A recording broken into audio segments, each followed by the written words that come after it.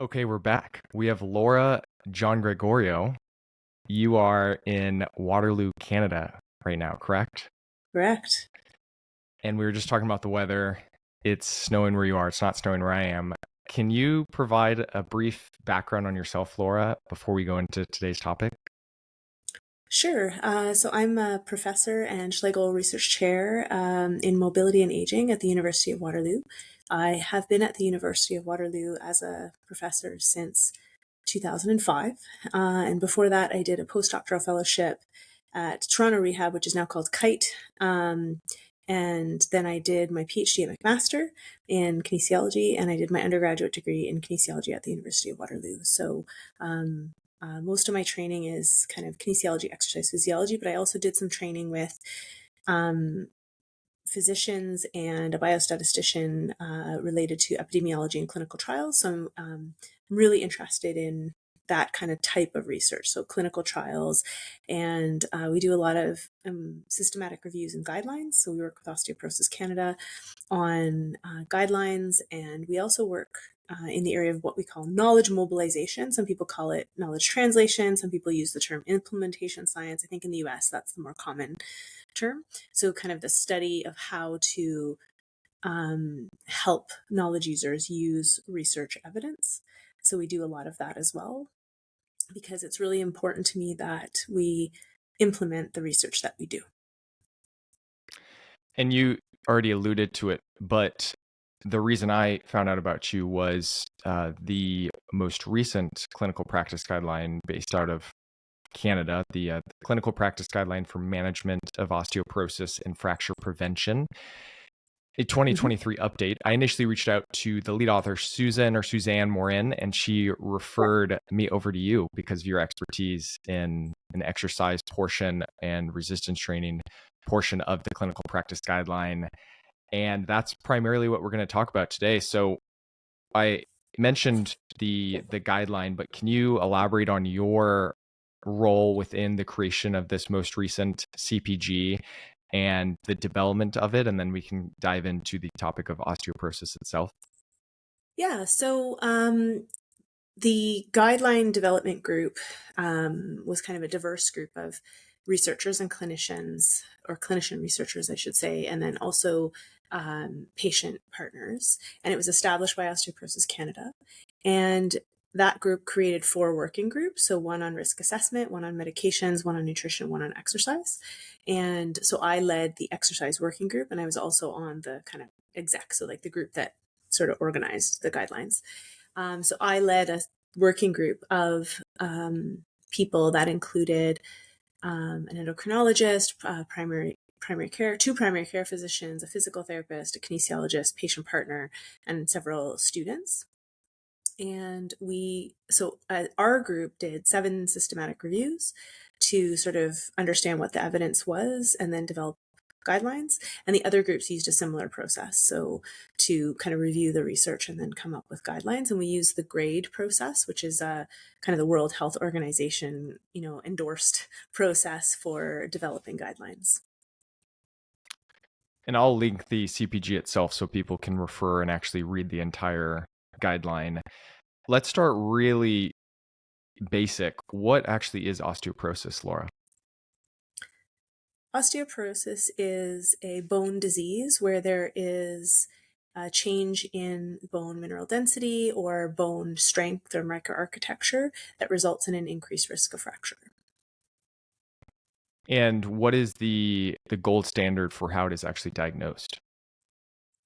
So, when we talk about diagnosis, there's kind of 2 pieces. There's sort of understanding a person's risk of fracture, and then understanding the things that contribute to that. And bone mineral density is measured with dual energy X-ray absorptiometry, and this is like a scan that is done that is to give a sort of a measure of bone strength. But when we assess risk of fracture, that's one thing that's considered, but there are other things that considered. So usually what happens is a person might go to their family physician, and their family physician might assess their risk factors for fracture, and they might decide, whether or not they need to do a bone density scan based on that. So one of those things is age. So as we increase in age, our risk increases. So usually after people reach a certain age, their doctor might send them for bone density scan just to see where they're at. But more often it's because they have risk factors in combination with age. And, so there's a combination of things that might cause a physician to say, I want to do a scan. But the decision is not just based on the scan. So the scan gives you a number. It gives you a T-score, and they measure bone mineral density at the spine and at the hip. And they look at the T-score. So if you go back to your statistics and you think about the normal distribution, we're looking at a T-score. So what they usually say is if it's, below -1, then they used to call that osteopenia. So they're not using those terms as much anymore, but basically you have low bone mass if your T-score is -1, which is one standard deviation below the average for young, healthy females. And I say females because it's both the T-scores for men and women are compared to females, which is interesting because that's how all the epidemiological now I'm telling you weird epi facts here. I'm going astray from my definition, but basically they compare the T-score to that of the young healthy, or the bone density that of young healthy females. They calculate a T-score. If your T-score is -1 or below, it's considered low. If it's -2.5 or lower, then you're considered to have osteoporosis by bone mineral density definition. So the definition of osteoporosis, we just think about just bone strength, is based on bone density, and that's what it is. But when a physician is actually assessing fracture risk, they will look at the bone density and they'll also look at the risk factors, and they'll use a tool to a fracture risk algorithm. So like they might use the FRAX tool, which is the most common tool. It's the one probably used most often in the US. And you can actually access FRAX online. Anyone can. And you basically go in and you say, I want to use the North American FRAX for the US, and then it'll give you a list of risk factors. And you can actually calculate a FRAX score without a bone density. So if you don't have access to bone density and you want to calculate your risk based on the other risk factors, you can use that. So you put in, it'll have all the list of the risk factors, and you put in, like it'll say age, it'll say weight and height, which they'll use to calculate BMI. It'll ask you if you have a history of fracture, parental history of hip fracture, etc. So it can actually calculate a FRAX score, which is basically your probability of having a fracture in the next 10 years. And then it'll also calculate a probability of having a hip fracture in the next 10 years. And that's based on the presence of risk factors that you have. If you have a bone density score, you can put that in too, and it just fine tunes the calculation. So it's a little bit better at predicting risk if you have a bone density, but you can also use it without. And one of the reasons for that is access. Not all countries and places have access to bone mineral density testing. So it allows people to do risk assessment with the risk factors that they're aware of. Right? So basically, the risk of fracture is assessed using a more comprehensive assessment of bone strength and risk factors. But the diagnosis of osteoporosis, by definition, technically, is based on the dual energy X-ray absorptiometry scan and the T-score.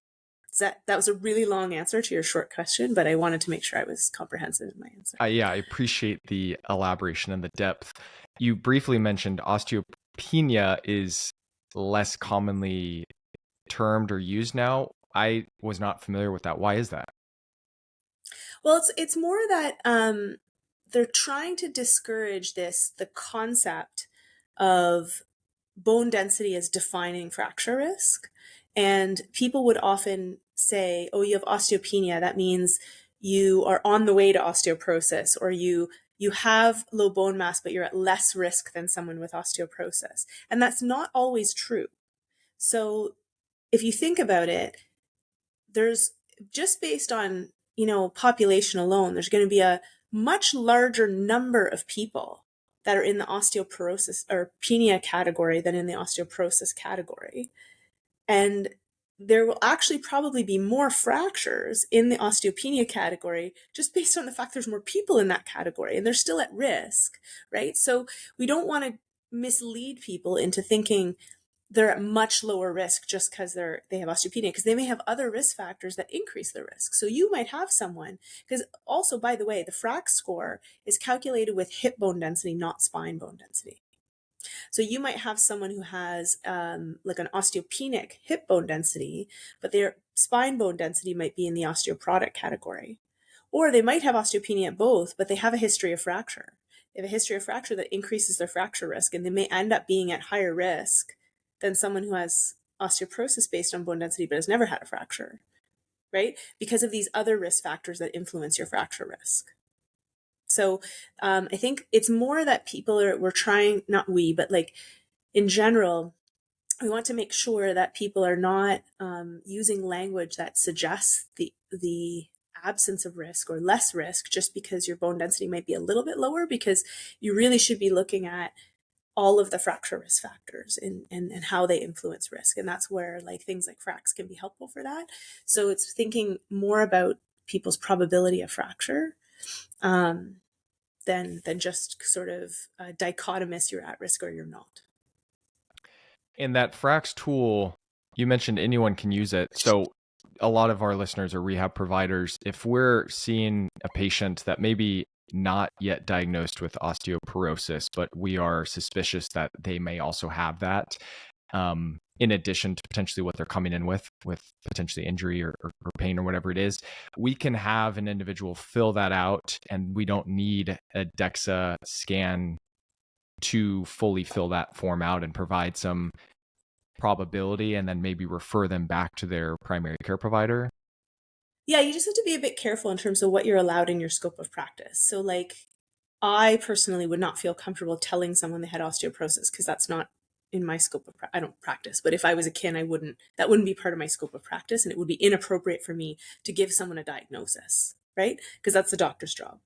Um, so what I would use it for would be, I would use it to look at, okay, what are this person's risk factors and how does that influence my decision making as a clinician? So I might kind of go through and go, oh, wow, they have 5 of these risk factors. So they consume more than 3 alcohol units a day. They have a condition that causes secondary osteoporosis. Their parent had a history of hip fracture. Okay, I'm a little bit more concerned. So maybe I might, flag to their primary care physician that they may want to do a DEXA scan if they haven't already. Or tell the patient, you have some risk factors. You may want to ask your physician about having a bone density scan or talking to you about screening for, I would push it to the patient to ask or to write a letter to the physician to say you might want to screen because this person has risk factors. And then it might influence my decision making in terms of the types of exercises I recommend. So for example, if someone seemed like they were like if someone came and they had a history of fractures and they were falling frequently, although falls is not currently in FRAX, although I think the next iteration will have falls in it. But history of falls, they've had a fracture before, then that flags me to say this person needs to do balance training, right? Like, so I can make decisions without knowing exactly what their future fracture risk is just by using common sense, right? Like they've got these fracture risk factors. Probably I should recommend balance training because I want to reduce the risk of falls, right? And before we dive into the variety of treatment options for someone who's already diagnosed with osteoporosis, what are the variables predisposing an individual to the diagnosis? Is there one major thing? Is it primarily genetics and familial history? Is it early or lack of early participation in exercise and sports and resistance training, nutrition? What do we know from a predisposition to the diagnosis? There's a lot of things that influence bone strength. So if we're just talking about bone mineral density, you have sort of what peak bone mass you reached, and there's a lot of things that can influence that: your nutrition, your exercise, your genetics, whether or not you had health conditions that affected your ability to achieve peak bone mass. There are many things that influence that. And then there's things over your lifespan that influence your bone strength. So again, nutrition, exercise, having certain health conditions that influence bone mineral density, alcohol intake, all of the smoking, there's a number of things that can influence bone strength across the lifespan. So, for example, if a person is very overweight and then they lose 100 pounds, when you lose weight, you lose muscle, bone, and fat, right? So you may have lost some bone, or let's say you had a condition that caused you to be exposed to bed rest for long periods of time, or you have rheumatoid arthritis. Like, these are all things that might influence your bone strength. So there's a number of things. So genetics is definitely up there. Any health conditions that affect medication or affect bone strength, and medications can affect bone strength. So if you go on FRAX, there's a category called secondary osteoporosis, and then you can actually go to the explanation and it'll list a number of things that can affect bone strength. So those are all examples of things that people might exposures in their lifetime that can influence their bone strength. Interestingly, this is again a fun epi-fact, is if you have a bone density T-score to put into FRAX, then the clicking on or off of the secondary osteoporosis doesn't do anything, because most of the things under the secondary osteoporosis category are there because they influence bone mineral density. So if you have a bone density, it won't further adjust the risk. Fun, just so you know.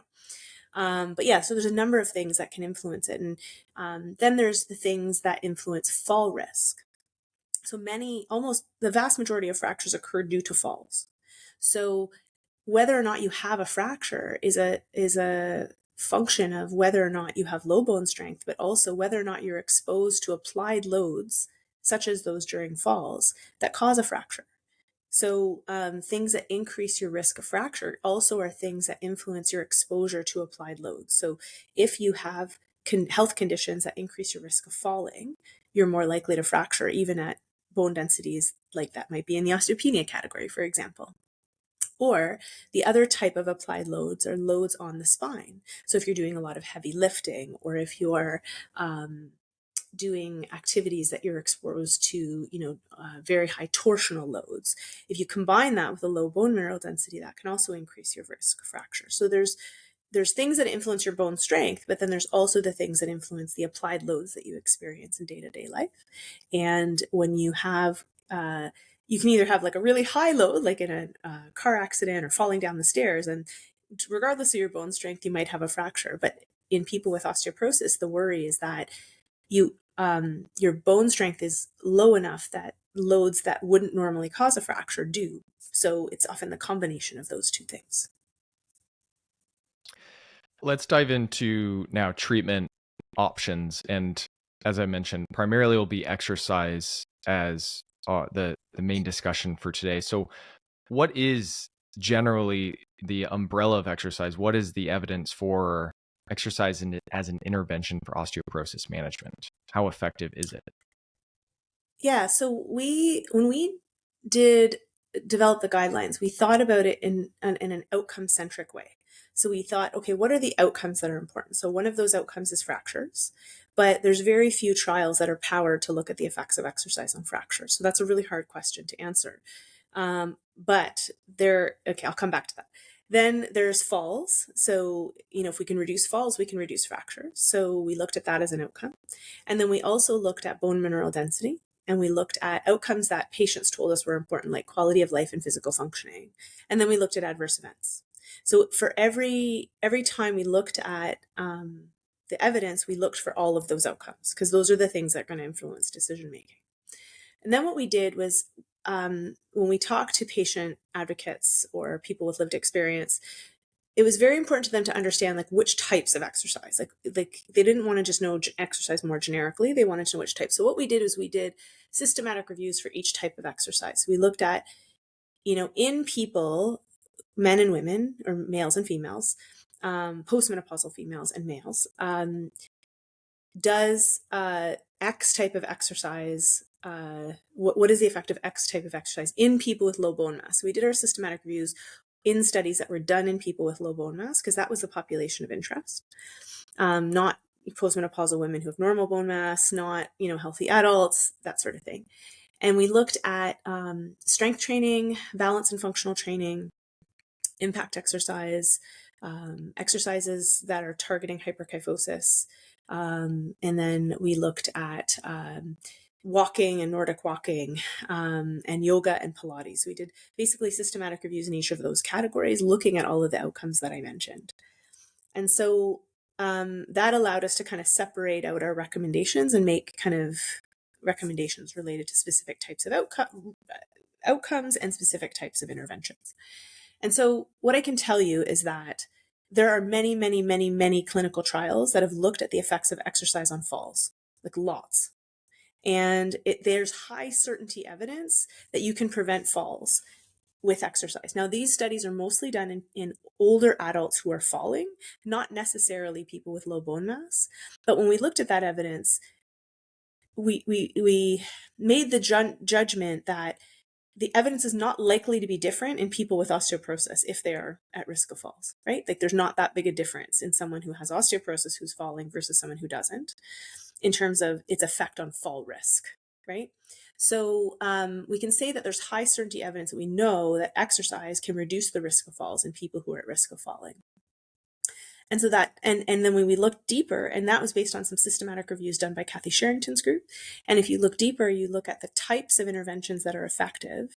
The ones that come out are balance and functional training, either with or without resistance training, and Tai Chi. So those are the two types of interventions that are effective. Resistance training alone, there weren't enough studies. There was not good certainty evidence that it was effective on its own. So when it was effective, it was usually because it was combined with balance and functional training.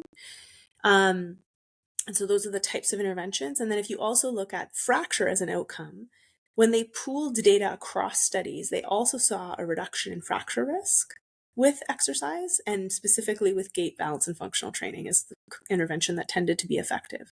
Now, part of that is that's the type of intervention that's studied most frequently, because a lot of those studies are led by physical therapists who are doing exercise studies and assuming that's what's going to be effective, so that's what they test. So there's a bit of bias there. But there's evidence that it works. So now the certainty of the evidence is lower for falls as an outcome, or sorry, for fractures as an outcome. So I'm a little less certain that the efficacy is there for fracture. What I'm saying is like the quality of the evidence isn't as certain when you look at fractures and outcome, probably because the studies aren't powered, there's not as many of them, et cetera, that actually looked at fractures, but there is a signal. So there is evidence that we might be able to reduce fractures, but there's definitely high certainty evidence that we can reduce falls. And so based on that, our first kind of recommendation is that everyone at risk of fractures should be doing balance and functional training, or Tai Chi, if that's because we put that in under that category, because of the overwhelming evidence that it's effective for reducing falls, and the vast majority of fractures occur due to falls. So we want to prevent fractures. That should be on your list, number one. So then we started to look at other types of interventions, and the other interventions, there's not as much high certainty evidence when it comes to fall prevention. And then we look at bone density as an outcome. We see that the types of interventions where there's a signal, where we see that there might be an increase in bone density, are impact exercise combined with resistance training, and possibly impact exercise alone. Although there's far fewer studies that look at impact exercise alone. Most of them combine impact and resistance. It's really difficult to make conclusions about effects on bone density because most of the studies are multi-component interventions. But I would say most commonly it's impact combined with resistance training. The certainty of evidence is not high, it's low, or very low in some instances, because of the size of the study, because of risk of bias, and because of the fact that the effects are very small. So a lot of times people want to try to do exercise to increase bone density. The problem is that the effect you can actually get based on the studies, even in the ones that are positive, are very small. So bang for buck, you're probably better off focusing on preventing falls in a lot of people. It's not to say that you shouldn't do the exercises that increase bone density, but it's like, that shouldn't be your message. You shouldn't be sitting there going, I'm going to increase. Like, we can't mislead people to think that they can increase their bone density by 10, 20% with exercise, because I've never seen a study that's shown that. Right? At most, I think the biggest increase I've seen is like a 4% difference between groups. And I think that was in the Liftmore study, but that was the control group lost 1%, and intervention group increased 1%. And that was lumbar spine. Hip bone density, barely a movement, Like, right, it does not increase that much, right? And lumbar spine bone density is tricky because it actually sometimes increases with age because of you get calcification in the aorta, you get arthritis changes. So, you have to take the changes in lumbar spine bone density with a bit of grain of salt. They're not always real, you know? So that's another layer. There's almost layers when we look at this data, right? So, yeah, if you want to increase your bone density, your best bang for your buck is probably impact combined with resistance training, but be mindful that the certainty of evidence is low or very low and the effects are quite small. So but we also see improvements in physical functioning. We see improvements in quality of life with this type of training. So we do recommend it. Also, it's part of our National Physical Activity Guidelines to do resistance training. So that's sort of our second recommendation, is that we suggest that people with osteoporosis do resistance training um, for all of those reasons. The impact exercise is a bit trickier because while we don't discourage it, there are many people where there are some risks associated with impact exercise, or they're less comfortable with it. So because a lot of the studies that have used impact exercise have used moderate to high impact, which is not something you can just introduce into people who are not physically active, right? You can't just all of a sudden have people doing box jumps that have never done them before, because they are going to develop Achilles tendinopathy, they're going to develop stress fractures, they're going to be in pain, it's going to bother their arthritis. There's lots of people who have disc problems and arthritis problems and other things where impact exercise may actually cause pain or other problems. So what we say in the guidance is if people are interested in doing impact exercise because of the potential benefits that they want with respect to bone density or other things, that they should start with low impact and then progress to moderate to high impact if it's appropriate for their physical fitness level and fracture risk. So if you've got someone who's really high risk, who's had multiple vertebral fractures, you got to be really careful introducing the impact exercise. You're not going to start with, giant box jumps right away. You might, and you have to kind of make a decision about the risk versus benefit in some of those people. So it's really understanding who your clients are and what you feel comfortable recommending, and thinking about the risk versus benefit, and also what the person values, right? So if the person is gung-ho on doing everything they can to increase their bone density versus someone who, just wants to prevent fractures, like, your decision making might be a little bit different, thinking about what their goals are, what their fracture risk is, what their history of health conditions are, right? So I can give you an example. We had a study where we were working with people who lived in retirement homes, so a lot of them had a lot of health issues and whatever, and we had one person who we were starting the strength training program, and the impact part of the program was just like heel drops, like literally going up on your toes and going down on your heels, not that hard. And she left the gym and was like, my Achilles is in pain, right? So it's like, if you went with the message of everybody must do impact exercise, you're going to have a bunch of people who can't do it. And so you have to think about the values and the risks and benefits when we're thinking about the types of interventions we recommend. So we tend to emphasize balance and functional training and resistance training. But we basically say, if people want to do impact exercise, this is how they should approach it. And then the other layer is, with all other types of exercise, encourage people to do the types of activities that they want to do. For fun or for fitness or for other health benefits, but make sure that they're doing them in addition to and not instead of the balance and functional training and the resistance training, because that's where we see kind of the best evidence. So that's kind of the three messages. Everybody do balance and functional training. People should probably also do resistance training. You want to do other types of things, including impact exercise. Do them if it's appropriate for your fitness level and fracture risk. But don't do them instead of these other two things. So that's kind of the three main messages. And then we have some good practice statements around, you should probably get advice from a exercise professional who knows about osteoporosis if you can afford it, or access resources that are free if you can't. And then the other layer is, if your fracture risk there's some people who may need to modify or avoid activities that involve rapid, repetitive, weighted, sustained, or end range flexion or twisting of the spine, especially if they are at high fracture risk or they've had a recent fracture. So again, this is depends on the person kind of thing. So I like to promote physical activity. I don't like to discourage people from doing the things they want to do.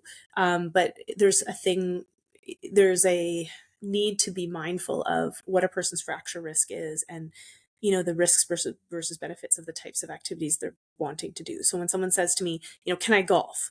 Like, I don't have a randomized trial. It says that's randomized people to golf or no golf and waited to see if people have fractured. So what I think about is, what is their fracture risk? How long have they been golfing? Like, are they new to it, or they've been doing it already for 20 years?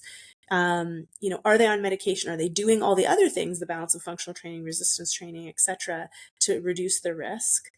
And then, what is their desire to golf? And then what is their willingness to do things to reduce the risk? And then you have to take all of those into account, have a conversation with them about the risks, and acknowledge, you know what, when you're putting high torsional loads, during your swing, there is that risk there that you could have a fracture. When you're bending over, to pick up balls, or when you're carrying this, bag on your back, these are things. So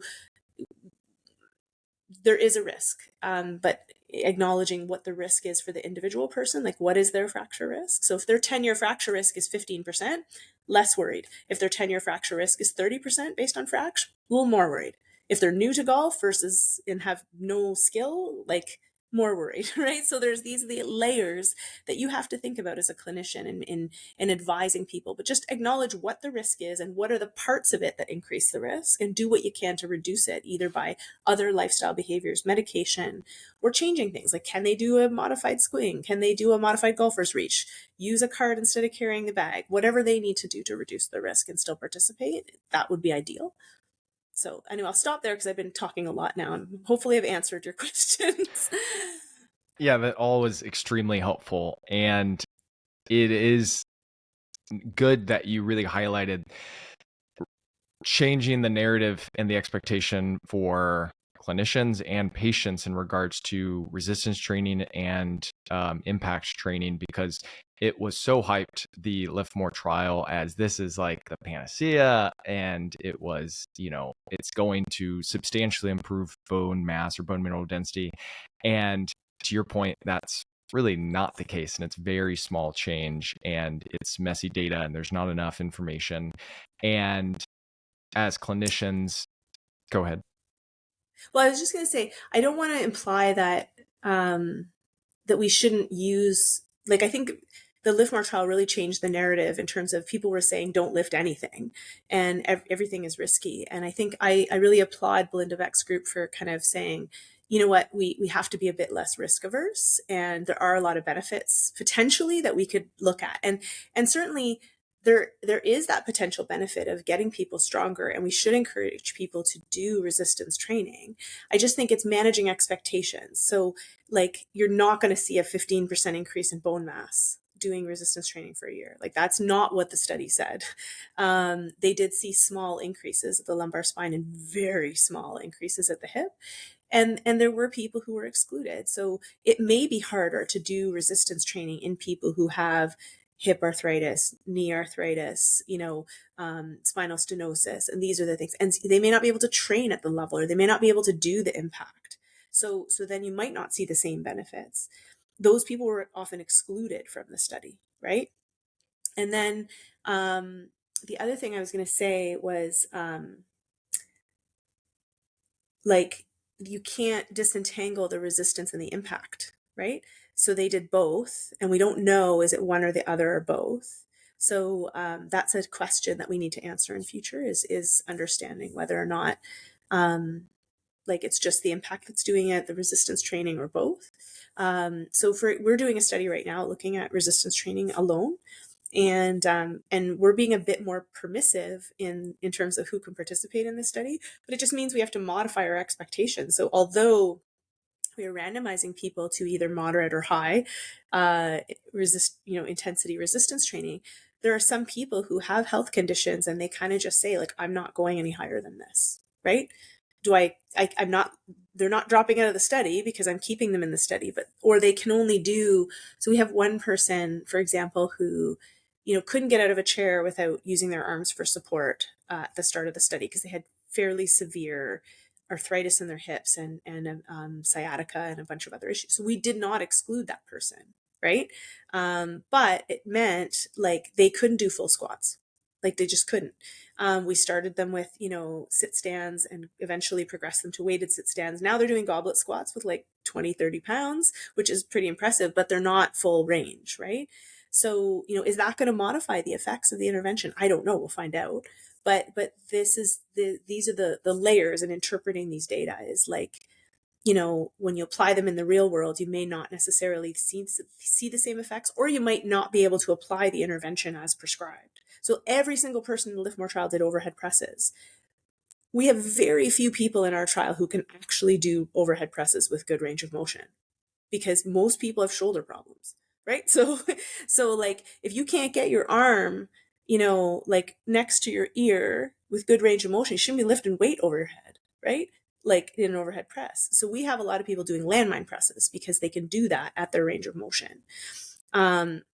So I'm not exactly sure how Belinda's group navigated that, but I'm not about to have people with osteoporosis doing overhead presses with the weight way out in front of them. So I think there's that to think about. But I don't want to imply that we shouldn't use the study and that we shouldn't encourage people to do, heavier training if it's appropriate for them and they're able to do it, and it's not going to increase the risk of adverse events. Then, I would encourage strength training and making sure that it's high effort. And certainly the impact can probably be beneficial for some people. It's just that not everyone will be able to do it. Yeah, that's what I was going to lead into, was the interpretation of it. Not that it's a bad study, but that it shouldn't be, like you said, taken to these extremes as this is what will change within 6 months, a year, to your outcomes of your bone mass and density. So, but also providing that reassurance that, there are subgroups within this demographic that can handle those intensities and the impact training with, no or minimal outcome or poor outcomes. So that was kind of my first thought of what you mentioned. And then this big importance and big recommendation to balance training and functional training. Those two, I would say, are very messy terms. Can you define what those two actually mean? Yeah, so the Profane Network has, so the reason why we use those terms is because when Kathy Sherrington's group did their meta-analysis, they divided the exercise programs into categories to be able to kind of go, what type of exercise is effective? They had to create categories. And the problem is that there's no true just balance training interventions. They often include functional exercises, and gait training. So they'll do because a lot of the people were high risk of falls that were in the study. So they would do gait training type activities, and they would do functional exercises like sit to stands. And they're not technically balance exercises, although they do challenge balance. So they decided to broaden that category a little bit to make it easier to put exercise programs into buckets. Like it's very easy to say this is a progressive resistance training program. But if someone's doing sit stands, but they're not necessarily doing it at a specific intensity, can you call that progressive? You know what I mean? So it's a bit messy. So they basically created categories like progressive resistance training, balance and functional training, yoga. So they had buckets, and then they started to look at what was the effect of exercise in each bucket, right?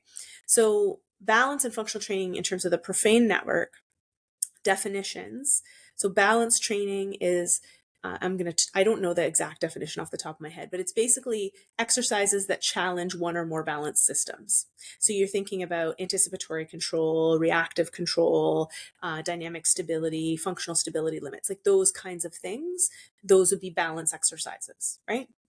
And then gait training are things where you're focusing on specific aspects of gait and working on them, right?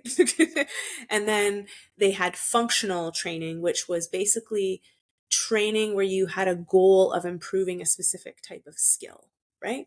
So like step training would be an example, or sit to stands to improve your ability to get out of a chair. Those would be examples of functional exercise.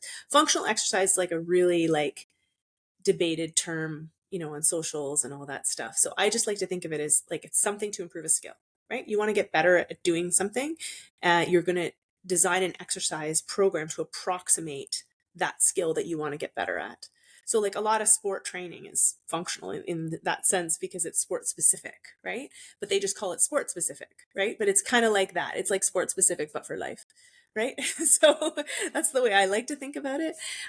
Whereas I guess progressive resistance training might take it one step further by saying you're working against resistance to progressive overload, right? So I think a lot of the balance and functional training interventions weren't necessarily targeting progressive overload, like overload or failure or that sort of thing. And so I think that's maybe one. I don't know for sure, but my guess would be that would be a differentiating factor. It's my experience that that's one thing that clinicians need to get a lot better at is like, am I really doing progressive resistance training, and am I coaching this person to true progressive overload? Because I mean, I've gone to physios and they've given me exercises, but they've never kind of brought me to the point where I'm like, okay, you should actually be doing it at this intensity, and this is where they're at. And I think a lot of that is just a function of the way healthcare is delivered. Like you see a physio 3 or 4 times, and then they send you on their way or whatever, right? Like, or people stop going to the physio, so they never get to the stage where they are training at that.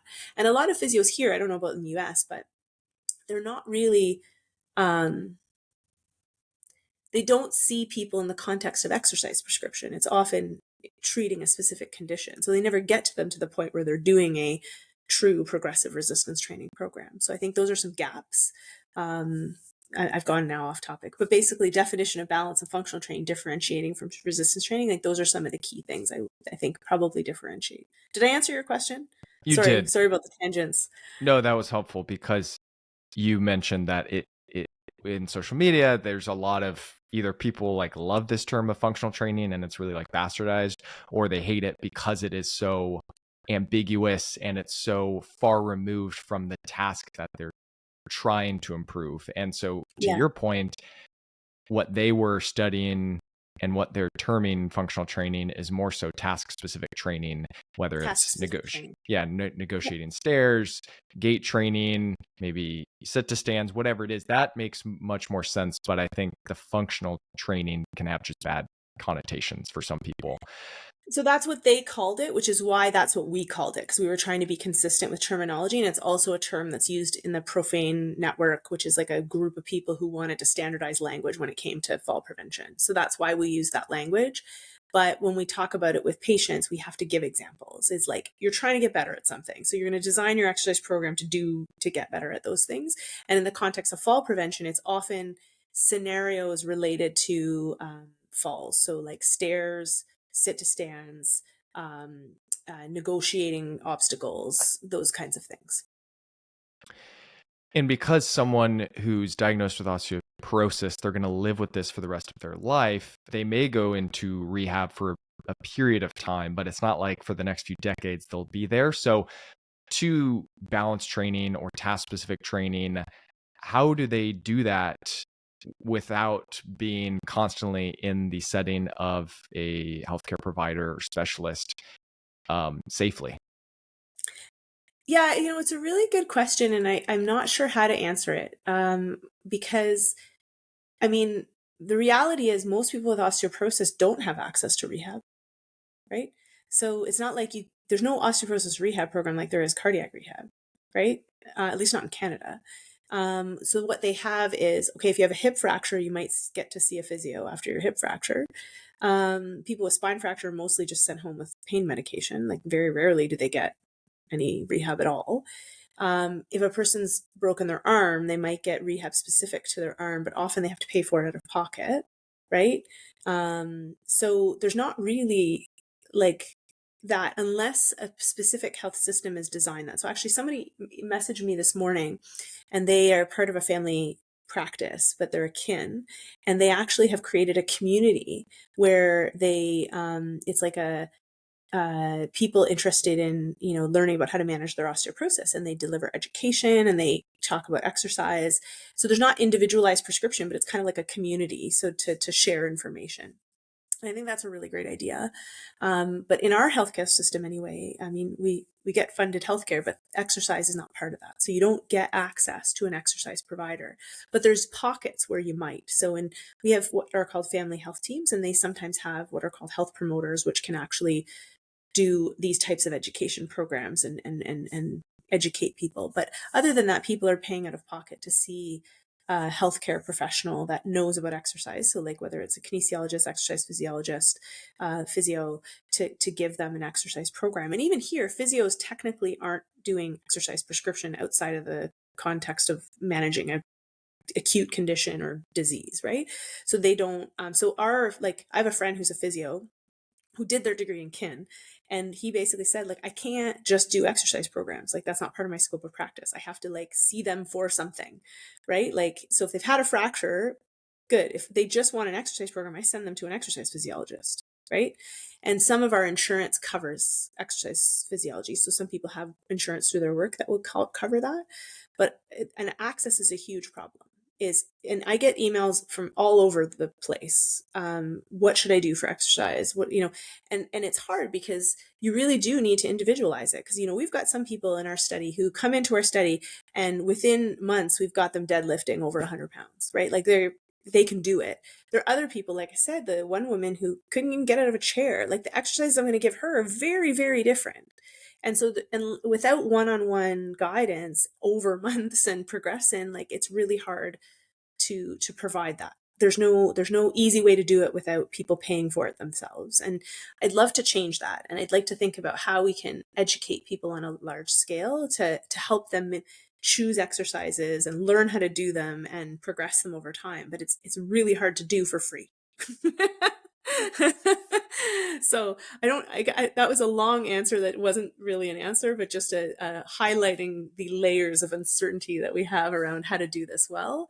I mean, I had a woman contact me who did her MBA at Harvard and wanted to do this online exercise for us. There's a market for it, right? And she was like, there is a market for this, and I'm gonna, do exercise classes and for targeted at people for osteoporosis. And I'm like, the problem is that there's not the amount of tailoring that is needed is such that what you do is not going to be effective if you deliver it on a group level like that. That's my opinion. Yes, that all makes sense. It has to be so individualized based off of their starting point and what they can tolerate and their capacity.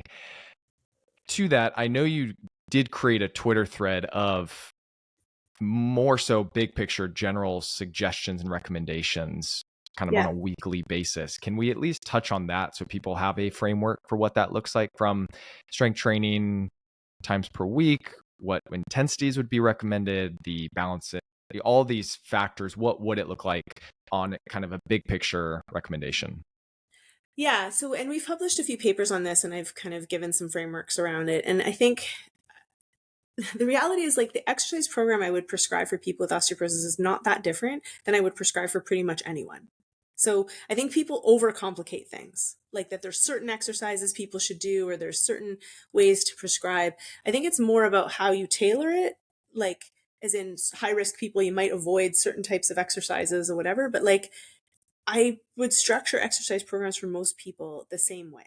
So all people with osteoporosis should be doing balance and functional training. So what does that look like? You need to pick exercises that challenge dynamic stability, functional stability limits, reactive control, anticipatory control. So you need exercises for that. And that there's all kinds of things you could put in those categories. And ideally you align it with things that people like to do so that they're adherent. So if people tell you they like polka dancing challenges all of those things, especially if you're dancing around drunk people that are bumping into you, because that's great reactive control, right? So, you know what I'm saying? Like, I'm not, it's like you just figure out what people like to do, what they have access to, and then you need to pick exercises in those categories, right? Actually, there's a really nice network meta-analysis that looked further at all the studies that have looked at balance training and basically said good balance training programs hit those 4 categories in flexibility. So if you hit those 4, then which exercises you do will depend on the person's ability. So for some people, Functional stability limits means just leaning back and forth, like to different sides, and that's going to make them feel unstable. You want to pick an exercise that's hard enough that they have to concentrate to maintain their balance, right? But it's not so hard that it's going to cause them to fall, right? So I think about my 91-year-old dad who falls all the time but never breaks anything, which is awesome. He needs to hold on to stuff just to be stable. So for him, leaning, while holding on to stuff is enough of a balance challenge, right? Or doing toe taps on a step with a light support object, right? Whereas someone else might need to do an agility ladder to challenge their balance because that is too easy for them. So it's picking exercises under those categories that is suitable for the person that you have in front of you, right? So that's your balance training. And then maybe thinking about flexibility of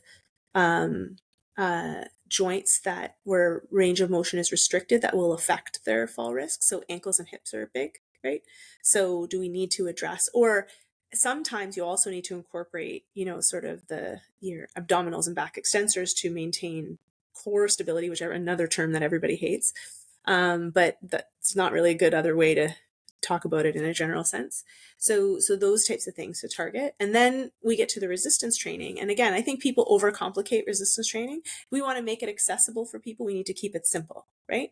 And so the simplest way is to pick what are your top 5 or 6 categories of exercises that you want people to do, and then find an exercise in that category. So I like to do, push, pull, squat, hinge, press. So I think about pushes as horizontal and presses as vertical, but I mean, really, like, you can have a horizontal press and a vertical press, like, depends on how you want to word it. But that's how I distinguish, like, push and then press.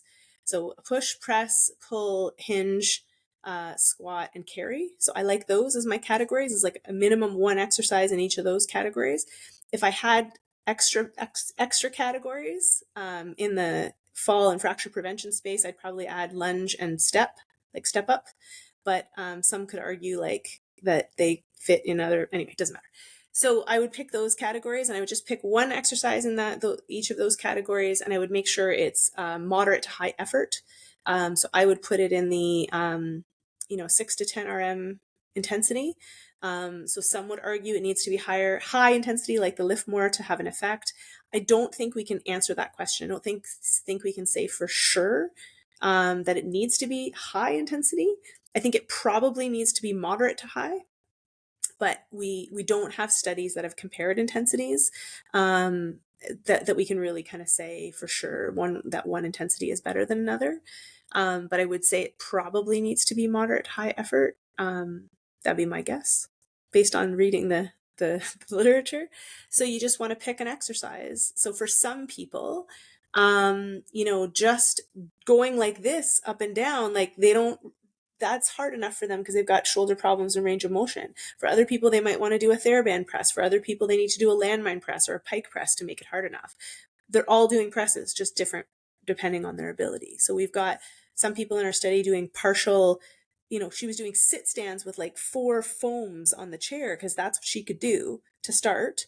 And then we had other people who were doing, back squats in the week 3, right? So they're all doing squats, just different versions. So I would say you pick an exercise in each category, make sure they're doing it at a version of the exercise they can do with moderate to high effort. Learn form first, then progress to that moderate to high effort version. It seems to me like volume and intensity are the things that are important. If you look at a lot of the resistance training meta-analyses, but even then, they're meta-analyses of very small studies. So you have to take them with a grain of salt. So you want to push the volume up a bit, either by increasing weight, increasing sets and reps. That would be the kind of prescription there. And then the other thing I would probably say is that if posture is an important goal for people, which it is often, people with osteoporosis often think about, I don't want to become stooped, so I want to, work on my posture. So there are some people who are interested in that. And if that's the case, I would make sure that some of the resistance exercises target back extensor muscles and scapular stabilizers. So you might add some exercises for that, or make sure the exercises you're giving target those, right? But what we want is people to actually adhere to it and do it. And that's the biggest problem. There are not enough people doing resistance training and balance training. We just did a study, 16% of older adults doing balance training, right? That's crazy. The bang for the buck of just getting people to do balance training would be huge, right? So you won't want to make it so complicated that people aren't going to do it. So it's how do we kind of pick exercises that people are willing to do that align with their goals. So keep it simple to start. To that last point of people that are interested in maintaining and or improving their posture, is there evidence that hitting those muscle groups or loading those tissues can change their position long term from the osteoporotic spine perspective? How do you frame Um, that to the patient who is interested in those things? so there are studies that show that if you measure hyperkyphosis using, whatever, like some people use Cobb angle with x-rays, some people will use an inclinometer, some people will use the flexicurve ruler. There are studies that show that if you take people who have hyperkyphosis at baseline and you do an exercise program most often targeting those groups, you can change the number that is measured. Now, some would argue, well, you're not actually changing, their posture, their bony things. You're just changing soft tissue stuff, and that's probably true. And if you it will also, I think, depend on the nature of the hyperkyphosis. So if people are hyperkyphotic because they've had poor posture forever and it's a lot of soft tissue stuff, then maybe they're more likely to change. If you have a fixed kyphosis because of structural changes, whether it's you have disc issues, or you have fractures, or you have ankylosing spondylitis, or other changes that are causing this fixed hyperkyphosis, it's very unlikely that you're going to be able to change that with exercise, right? So a lot of it is the nature of the beast, right? Like why is that person's posture like this? Only, and even the changes that you see with exercise programs are quite small. But if that's a goal, the again, best bang for your buck is to challenge those things. I can tell you that if you look at the results of the LIFT-MORE, the thing that is most interesting to me is actually how they actually saw a change in height, because people were standing taller. And we've had people in our study say, I feel taller, because when you do resistance training and you're doing exercises like deadlifts and overhead presses, the way you stand changes, right? Like, because you just get used to moving that way, right? So I know I'm not like saying that I have evidence from my study that that's true, because our study's not over yet. I've had anecdotal evidence that people have said they feel taller, and the LIFT-MORE trial reported changes in height. So interesting. So that's not a direct measure of posture, but it's indirect, I guess. How much of that do you think is just like a change in confidence, or they know that they're being retested for height and they stand more upright? I don't know. Well, I mean, they had a control group, so they did have a comparator to say that the height was better in the intervention group than the control group. So if it was just a testing thing, that should have come out there, right?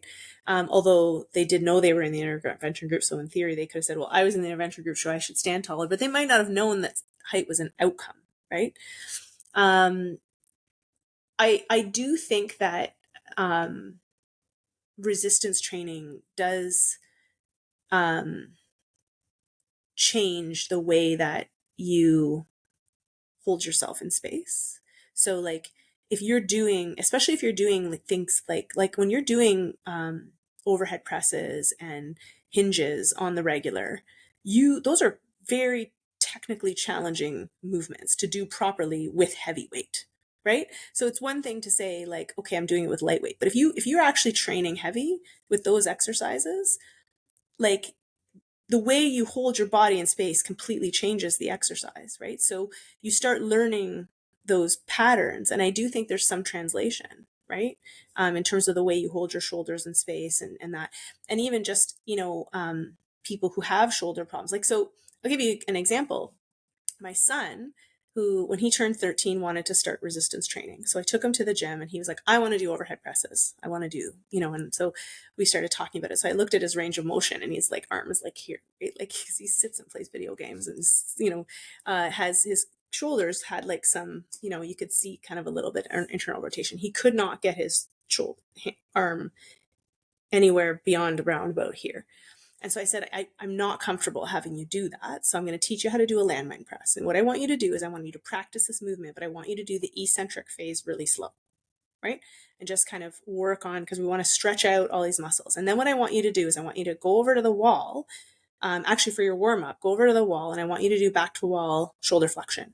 And I want you to do multiple repetitions. And I want you to do that every single day. You want to do overhead presses, you do back to wall shoulder flexion every day, and you do landmine presses for your shoulder exercise. So I gave him kind of, here's the version of the press you can do based on your range of motion. But then here's an accessory exercise to improve your range of motion that's unweighted, right? And then within 6 months, he had the range of motion to be able to do overhead presses, and he stands taller and his shoulders are different, right? So I do think there's that capacity to change. But I think like if you're going to do those exercises weighted really heavy, it's going to affect your technique, which I think is probably going to translate to your day-to-day. Does that make sense? Yes, that does. Outside of what we've mentioned from an exercise perspective, within the CPG, there was the nutritional aspect, the pharmacological aspect. Big picture, if an individual is coming in and they're asking, what are the biggest levers I can pull? Those seem to be like the main three things. But within those three, does nutrition and does pharmacological management, are those stronger levers overall than exercise? Yeah, it's hard to kind of rank them. I think that, so with the nutrition, I think if you are a person who has a deficiency in calcium and vitamin D, that creates a risk factor. So it's not so much that everybody with osteoporosis should overload on calcium and vitamin D and protein and all these things. I think it's more like it's a problem if you're not getting enough, because that can affect bone metabolism, right? And so people who have celiac disease and digestive problems typically have very low bone mass for those, because they are not getting enough of these nutrients, right? So I think you need to have enough calcium. I think lots of people get enough, especially younger folks who are eating a varied diet. So if you're eating a varied diet, you're meeting, the recommendations, and it's Health Canada here, whatever your recommendations are, for calcium and vitamin D, there's no need to like overload on it. So they used to actually recommend more supplementation, and actually Osteoporosis Canada is now saying you need to meet the food guide and what Health Canada says you need to get, right? But you don't need to take extra if you're meeting those, right? There are some people who need more vitamin D, because they're at risk of deficiency, or they might need a higher level to maintain. And there's in the guidelines, there's a list of the characteristics of the people that need that. So there's some people who just happen to have problems with vitamin D metabolism. They might need more, but that's more a clinical diagnosis, right? So that's for the family physician to say, hey, you're a person who might screen for vitamin D and you might need more. But for the vast majority of people, if they hit, what the sort of recommended amounts of vitamin D and calcium are, they don't need more. And protein's a funny one. Everyone pushes protein, but really, like, if you're getting enough protein, and maybe older adults might need a little bit more, but protein alone is not going to do very much. If you're trying to build muscle, protein plus exercise might build muscle, but the guidelines don't suggest we need an excessive amount of protein. So the guidelines say that you need to get the RDA. I'd probably argue that older adults would stand to benefit to get a bit more, especially if they're resistance training. But even if you look at Stu Phillips' work, like he even says, like, you don't need like 2 grams per kilogram body weight. Like most people do fine at 1.2 grams per kilogram body weight.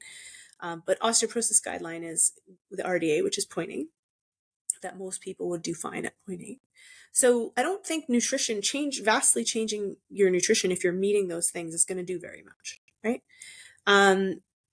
Medications are good for people who are at high risk. So this is where the FRAX comes in. So someone might have low bone mass, but they might not be high risk. So for those people, they want to make sure they're getting adequate nutrition, and they do want to do the exercise is probably, making sure they're not falling, and making sure they're maintaining the bone mass they have, or maybe building a little bit. But they may not need medication. So once a person is considered to be high risk of fracture, this is where they have to have a conversation with their clinician about medications that are available. So I wouldn't say, the driver for everyone is medication, or like this one is 1, 2, 3. It's more like, what are the issues of the person in front of you? If they have very low calorie intake or very low calcium intake or celiac disease, then the biggest thing they will probably want to work on is correcting that. But if nutrition is not, if they have an adequate intake of those nutrients, then changing their nutrition isn't going to do anything, right? Exercise, I think, is important for everyone. I do think so. I guess if you're looking at my ranking, I would probably say that, everyone can benefit from doing balance and functional training, and probably most people would also benefit from strength training. And then the medications are really for the people who are high risk, for whom it's indicated. I consulted with an individual last week or the week prior. She was referred from one of our in-house chiropractors, and she was recently diagnosed with osteoporosis and felt very lost of where to go. And fortunately, I had a patient prior, about a year ago, that was hyping up the University of Washington Strong Bones Clinic, if you've ever heard of it. Mm-hmm. But she receives all of her care there, and it's she's spoken very highly of it. So I recommended to this individual where they have physicians and a whole team of providers that can provide counseling and management pharmacologically and nutrition, and there's repeat DEXA scans. And so I referred her over there, and I said, we have a variety of variables and levers to pull and look at and make sure you're not missing any of these, and we can fill the gaps. And those individuals I would refer for their expertise.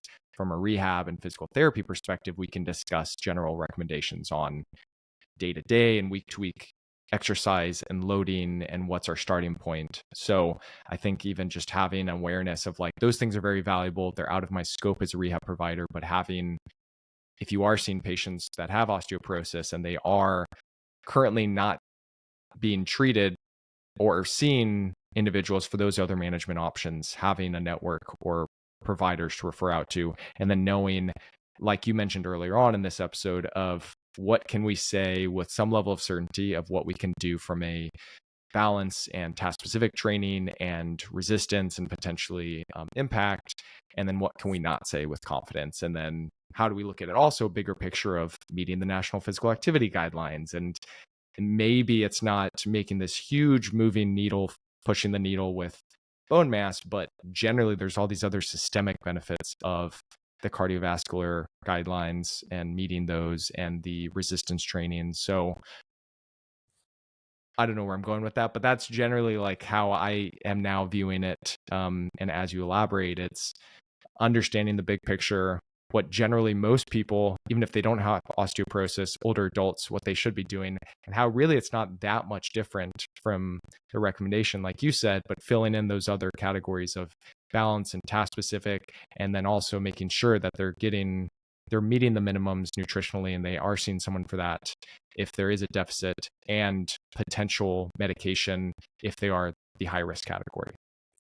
Yeah, and I think it's like there's definitely something to be said for uncovering, modifiable risk factors. Like, so there are people who, like, I know someone who, um, as a fluke, discovered that they had hyperparathyroidism because they happened to have a blood test run for some other reason.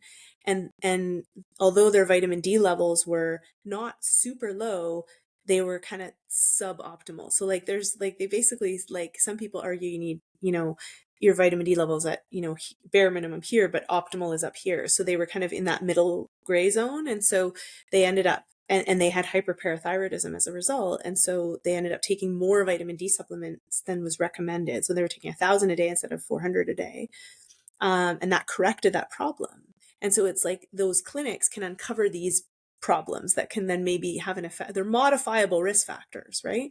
Or uncover the people who really probably should be on a medication.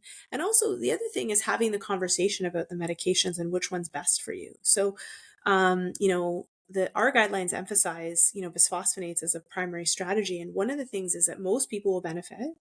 And they can sometimes can go on a drug holiday after 3 to 5 years, whereas they go on, another medication, and they would then have to switch from that medication to bisphosphonate because if you go off of the one type of medication, it can actually cause bone loss if you go off of it. So like, the risk versus benefit, like, they're depending on the person, one medication may be better than another, depending on what they're willing to, what they're looking for in a medication, right? So there's pros and cons of different types of medications. And so I think those clinics can be really helpful in navigating that decision-making with a patient, right?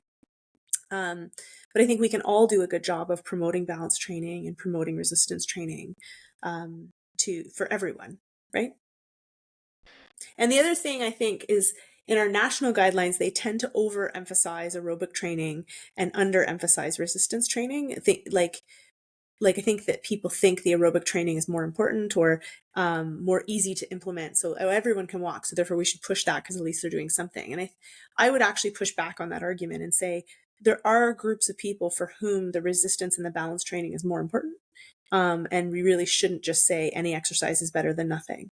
And I would say that people who are at risk of falls is that group for sure. High risk of fractures, definitely, and probably even the osteoporosis group. I would start people with osteoporosis on resistance and balance training before aerobic training any day of the week. Before we wrap up, Laura, is there anything else that you feel like you wanted to discuss, or any big kind of mistakes or misconceptions that you wanted to highlight and correct before we call it, or any just big picture recommendations, knowing the audience of rehab clinicians, things that you kind of want to highlight or summarize that we already discussed? Yeah, I think that we're starting to see people trying to promote devices and things because there are people who will pay for them.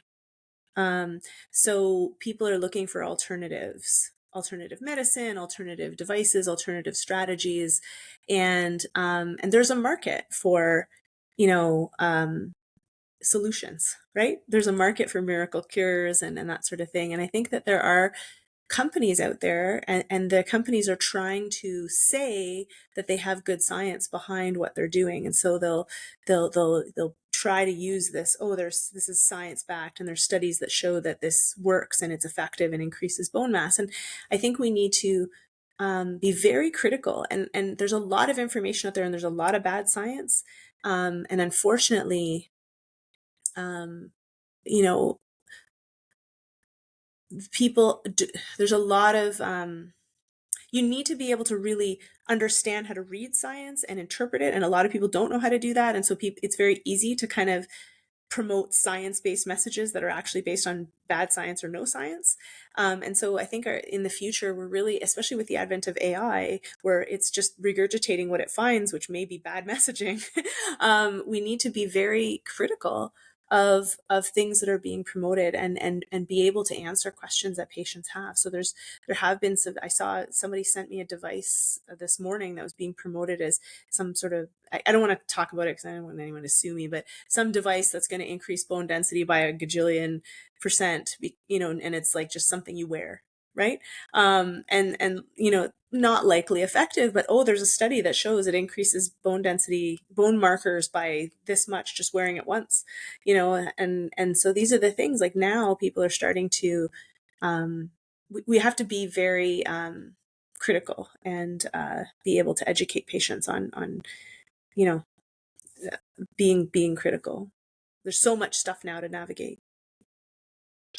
Yeah, that can fall into any of these topics outside of osteoporosis and fracture prevention, just generally nutrition, rehab, all the things. Yeah. It's getting harder and harder to navigate that as a clinician, as a patient. Yeah, there's a lot being thrown at people to sift through. I get asked about OsteoStrong all the time because that's they've expanded all over the US and now expanded into Canada. So I've had clinicians asking me.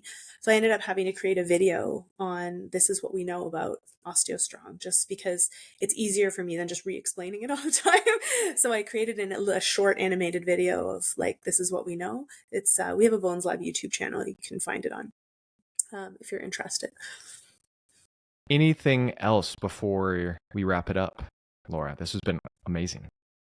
I really appreciate the opportunity to chat with you about all of this, and happy to answer questions in the future. And um, like I said, we have a YouTube channel and a Facebook page where we post research and things like that, so people can find those and connect with us there. Okay, great. We'll call it there. Thanks again, Laura. Thank you.